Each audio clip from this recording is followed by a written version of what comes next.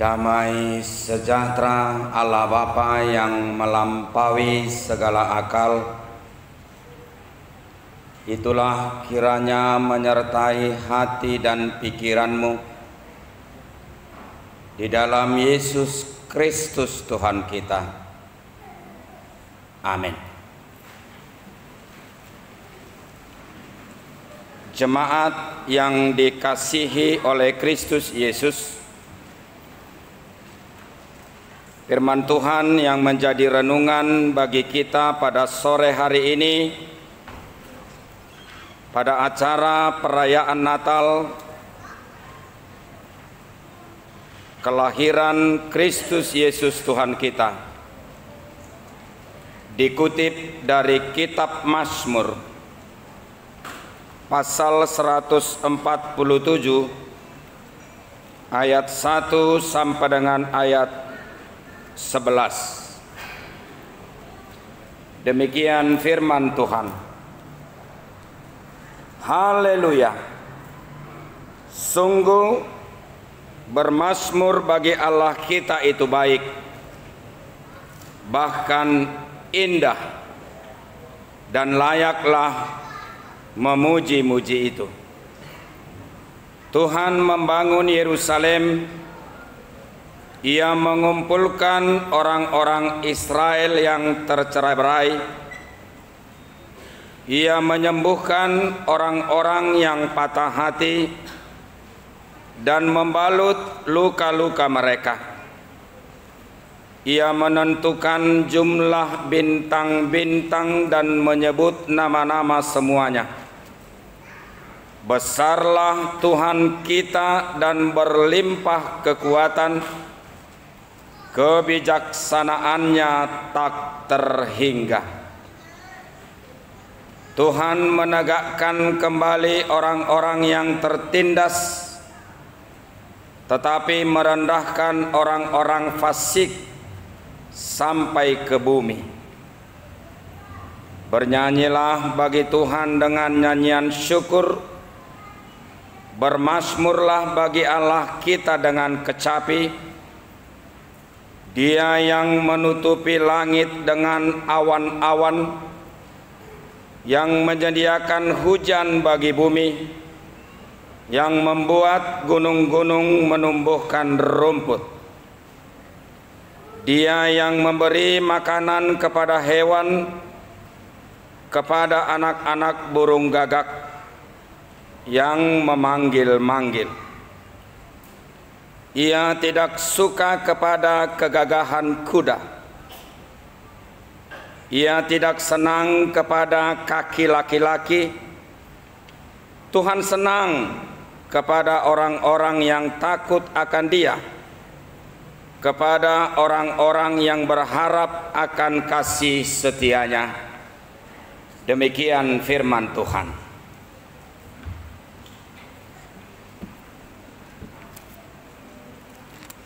Jemaat yang dikasihi Kristus Yesus,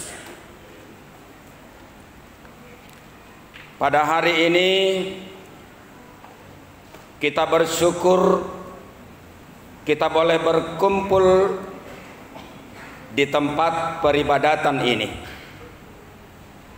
Kita memuji Tuhan, kita memuliakan Tuhan dalam rangka perayaan kelahiran Kristus Yesus, Juru Selamat kita yang hidup.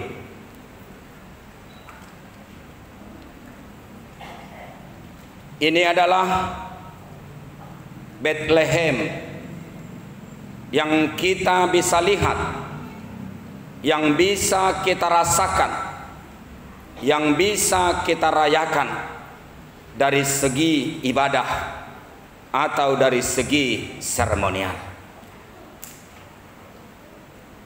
Tapi bisakah Bapak Ibu saudara-saudara pada hari ini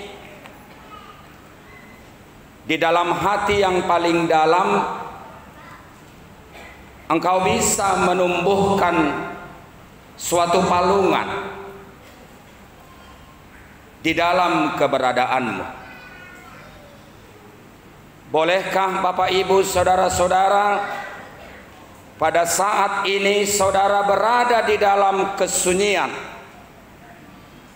bersama longlongan anjing, hanya seorang ayah dan seorang ibu hamil tanpa orang lain, dan mereka menunggu kelahiran seorang anak.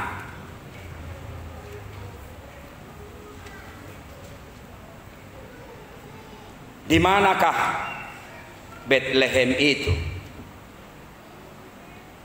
Dan di manakah Kristus yang telah lahir itu? Dan di manakah kebesaran dan kekuasaan Allah akan keberadaan keselamatan yang disampaikan ke tengah-tengah dunia melalui kelahiran anak yang dikasihinya? Jemaat yang dikasihi Kristus Yesus, adakah pernyataan itu Anda rasakan dan Anda lihat pada hari ini di dalam hatimu yang paling dalam, di dalam iman dan kepercayaanmu, sehingga engkau boleh hadir di tempat ini dan membuka hati untuk mendengarkan firman dan berita kelahiran Kristus Yesus, keselamatan bagi umat manusia dan keselamatan bagi dirimu pribadi, lepas pribadi.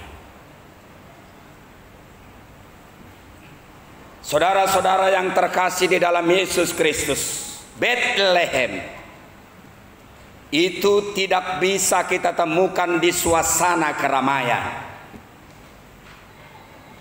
Bethlehem itu tidak kita temukan di tengah-tengah serdadu bala tentara yang memiliki perlengkapan senjata lengkap.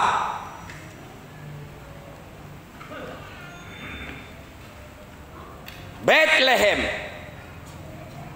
itu tidak kita temukan di suasana pernak-pernik kebutuhan kedagingan, kemewahan yang kita impikan menjadi milik kita ketika kita hidup di tengah-tengah dunia ini. Tapi dia ada di suasana kesederhanaan, tapi dia ada di suasana kesunyian, tapi dia ada di suasana keheningan yang paling dalam. Dan di sana ada kepedulian, dan di sana ada belas kasihan, dan di sana ada kerendahan hati dan kesederhanaan.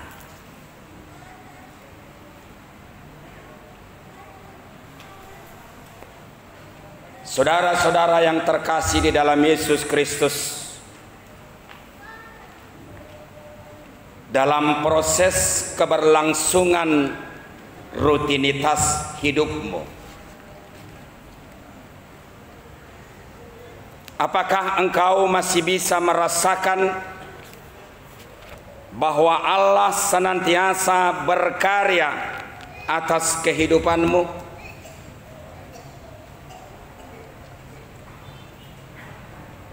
Dalam suasana rutinitas hidupmu, apakah engkau masih bisa merasakan bahwa Allah senantiasa bersama-sama dengan dirimu? Jika iya,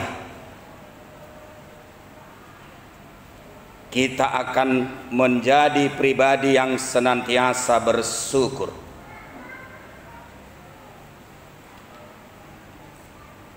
Kita akan menjadi pribadi yang senantiasa memiliki semangat yang tidak pernah bisa terukur.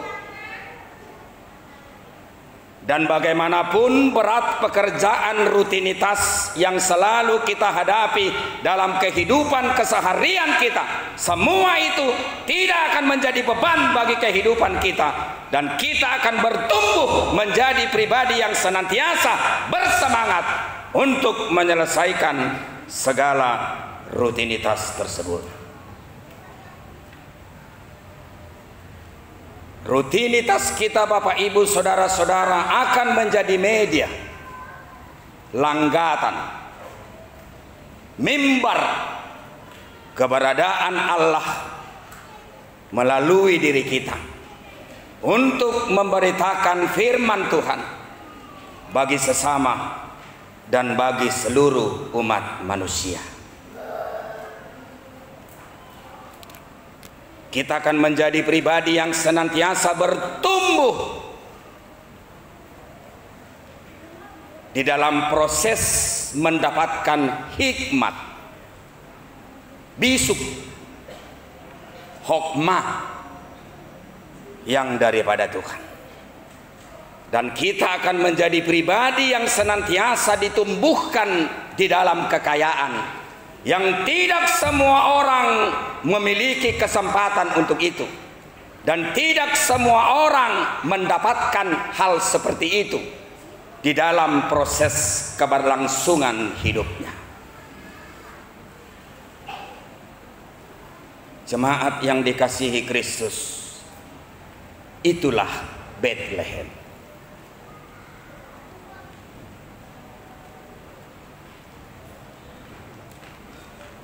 Itulah Kristus, dan itulah eskatologis, dan itulah keselamatan yang sesungguhnya yang telah kita terima dan yang telah diberikan Allah kepada kita di dalam Yesus Kristus.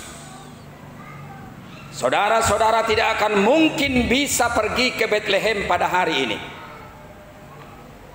dan mungkin saja sampai mati kita tidak akan mungkin pernah ke Bethlehem. Tapi bagaimanakah kita bisa menciptakan kelahiran? Bagaimanakah kita bisa menciptakan Bethlehem? Bagaimanakah kita bisa menciptakan palungan? Bagaimanakah kita bisa menciptakan kesederhanaan? Bagaimanakah kita bisa menciptakan kesunyian yang membuahkan hikmat yang luar biasa di dalam kehidupan kita masing-masing? Bapak Ibu Saudara-saudara, sebagai umat Kristiani yang sudah mendewasa dari segi pertumbuhan spiritualitas, dia akan menemukan itu senantiasa dalam hidupnya. Dengan demikian Bapak Ibu Saudara-saudara, bahwa kelahiran Kristus adalah senantiasa kelahiran yang senantiasa bisa dirayakan di dalam kehidupan umat orang percaya, bukan hanya tanggal 24, 25 atau tanggal 26, tapi di dalam proses keberlangsungan rutinitas hidupmu. Pekerjaan kecil atau pekerjaan besar, itu adalah bagian daripada proses perayaan yang boleh kamu lakukan secara pribadi di dalam kehidupanmu sepanjang engkau hidup sampai engkau meninggalkan dunia ini.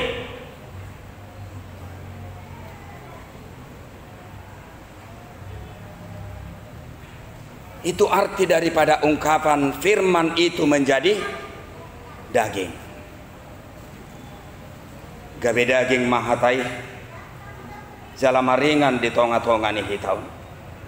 Ayang goso dipakiralah kodo inang keterlibatan ni debata di ngulum dina maheuho dina tariluho dina sumargogo ho siak kajol mau makamonako perkaram.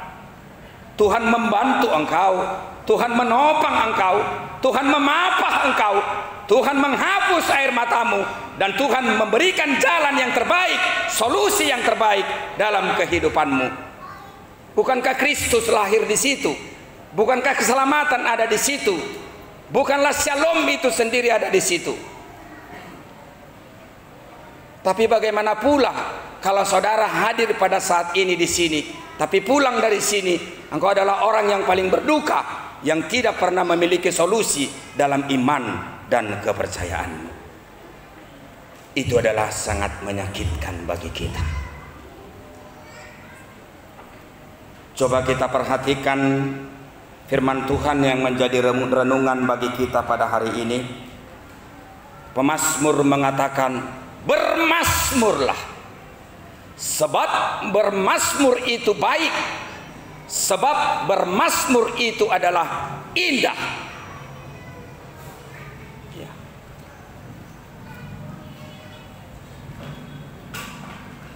Bermazmur, sebab bermazmur itu baik dan bermazmur itu adalah indah.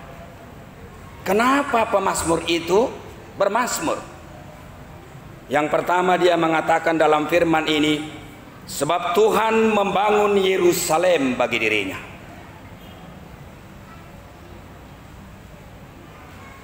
Artinya Bapak Ibu saudara-saudara, Tuhan membangun keberadaan proses pertumbuhan spiritualitas bagi dirimu.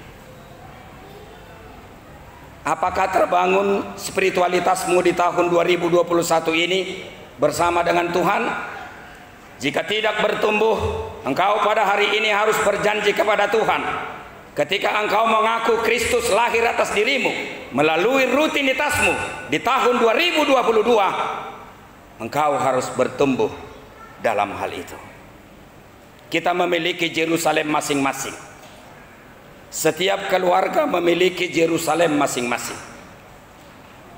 Allah itu membangun Yerusalem pribadi lepas pribadi atas kita.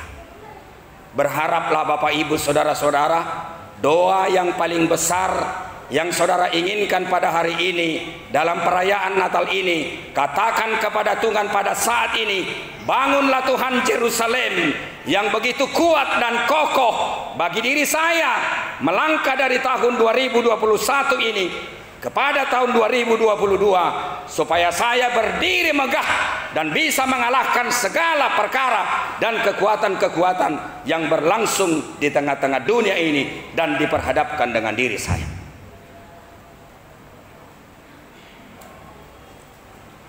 Coba hapus dada saudara. Masihkah terbangun Yerusalem di sana? Melalui firman ini, Tuhan berjanji akan membangun Yerusalem yang luar biasa megah. Kebutuhan spiritualitas Bapak Ibu Saudara di hari yang akan datang. Yang kedua, mengapakah pemazmur itu bersyukur? Karena pemazmur itu melihat bahwa Allah lah tokoh yang bisa mengumpulkan semua orang yang tercerai-berai. Naburat tano-tano rangging marsiranggongan badatta pada udao tot ditai marsigonggoman. Ibu-ibu yang sudah lanjut usia, yang pada hari ini anak-anaknya tidak bisa pulang dari rantau, jangan berkecil hati, karena kita adalah pribadi yang senantiasa dipersatukan oleh Kristus. Ada alat komunikasi kita yang tidak pernah terputus dan tidak memiliki signal yang terputus-putus pula, yaitu adalah apa? Todi. Yaitu apa? Doa, tangian. Yang ketiga, pemazmur itu mengatakan bahwa dialah Allah yang senantiasa menyembuhkan orang-orang yang patah hati. Adik-adik kami di sini, kaulah muda, ada yang sedang patah hatikah? Jika sedang patah hati, katakan kepada dirimu, engkau adalah serdadu Kristus. Jika engkau diputuskan pada hari ini, balik kanan, cari pengganti yang baru.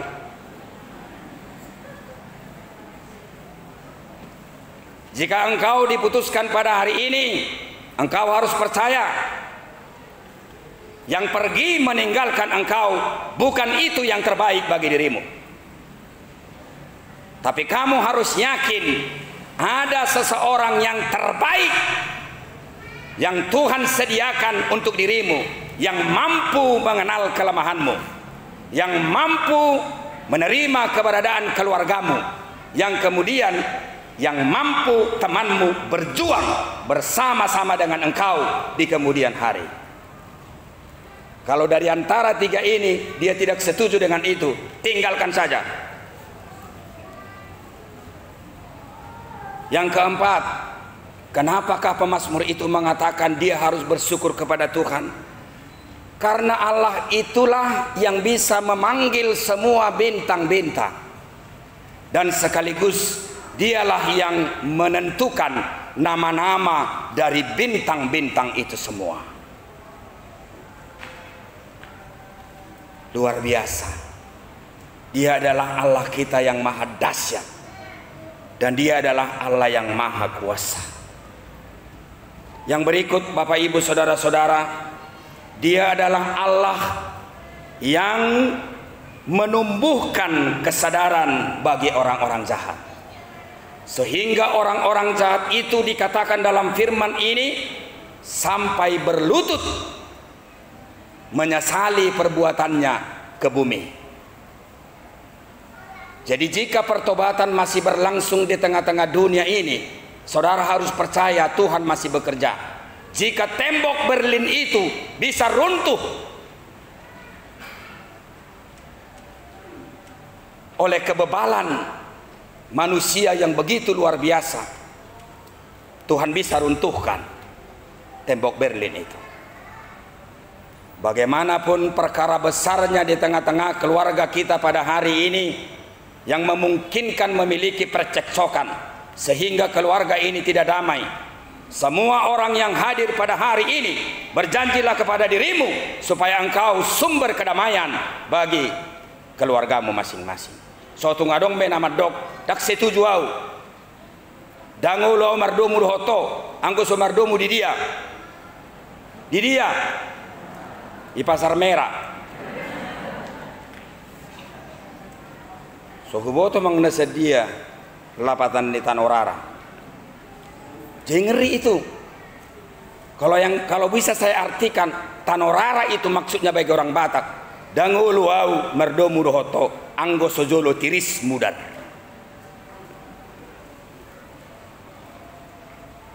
Jadi ketika darah itu tertumpah ke tanah, dia tidak mau bersahabat kembali. Itu tidak kita pakai lagi dari segi kekristenan kita. Jadi kelemahan orang Batak ada juga. Demikian makanya kata maaf tidak ada bagi orang Batak. Ada kata maaf, yang ada itu satabi. Satabi itu tidak sama dengan maaf. I'm sorry bagi bahasa yang lain, maaf dalam bahasa Indonesia. Dalam bahasa Batak ada kata maaf. Makanya orang Batak itu paling susah memaafkan saudaranya yang lain. Di dalam Kristus yang telah lahir, ketika Allah mengampuni engkau, berjanjilah supaya engkau mengampuni saudaramu yang lain. Dan berjanjilah pada hari ini engkau menjadi sumber damai sejahtera kembali ke rumahmu masing-masing. Yang berikut dia mengatakan, dialah yang menutupi langit dan awan-awan, dialah menyediakan hujan, dialah menumbuhkan rerumputan, dia yang membebaskan orang-orang tertindas, dia yang memberikan makan kepada hewan-hewan dan juga anak burung gagak. Bapak Ibu saudara-saudara yang terkasih dalam Yesus Kristus, kemungkinan apa yang dikatakan oleh pemazmur ini kita sulit mendapatkannya dalam kehidupan keseharian kita, karena mungkin insting kemampuan spiritualitas kita melihat kebesaran Allah berlangsung di tengah-tengah dunia, kalau boleh kita akui, masih memiliki kedangkalan. Tapi khotbah ini tadi saya awali Bapak Ibu saudara-saudara, tidak perlu melihat Bethlehem keluar. Tidak perlu melihat Bethlehem jauh-jauh dari diri kita masing-masing. Engkau harus bisa melihat Bethlehem kecil, kesederhanaan kecil, pengorbanan kecil, keadilan kecil, kepedulian kecil bagi dirimu sendiri melalui rutinitasmu, melalui kegiatan-kegiatan kecil yang kamu lakukan di dalam kehidupan keseharian. Kita tidak selamanya melakukan peringatan secara seremonial, tapi hidupmu adalah seremonial, hidupmu adalah ibadahmu, pekerjaanmu adalah kelahiran Kristus bersama dengan engkau. Jemaat yang dikasihi Kristus, kunci yang boleh kita bawa melalui perayaan ini, melalui khotbah ini, ingatlah Yesus berkata dalam firman ini, Dia tidak suka kepada kegagahan kuda. Garis bawahi itu dalam Alkitabmu. Pulang nanti dari tempat ini, buka lagi nats ini, hubungkan dengan khotbah yang saya sampaikan, engkau akan semakin diperkaya. Tuhan tidak suka kepada kegagahan kuda. Yang kedua, Dia mengatakan Tuhan tidak suka kepada kaki laki-laki. Kalau di bahasa Batak dikatakan dang lomoro hakku tu hagogo on ni hoda, dang lomoro hakku tu hagogo on ni hai ni bawa. Tahu saudara apa maksudnya itu? Kuda itu adalah lambang kesombongan. Kaki laki-laki itu adalah lambang ketidakpatuhan atau lambang dari kesombongan dan ketidakmampuan untuk turut kepada ketentuan dan aturan yang sudah ditentukan oleh Tuhan kepada dirinya.